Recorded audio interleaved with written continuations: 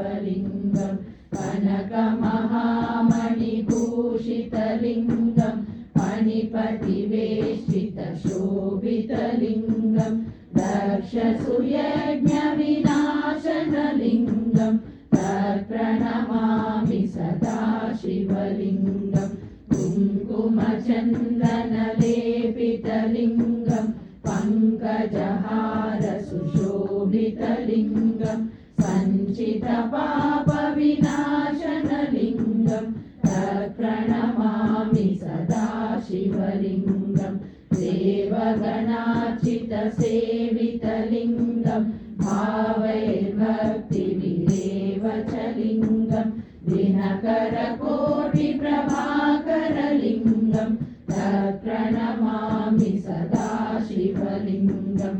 अष्टदलोपरिवेष्टितलिङ्गं सर्वसमुद्भवकारणलिङ्गम् अष्टदरिद्रविनाशनलिङ्गं तत्प्रणमामि सदाशिवलिङ्गं सुरगुरुसुरवरपूजितलिङ्गं सुरवनपुष्पसदार्चितलिङ्गं परमपदं परमात्मकलिङ्गं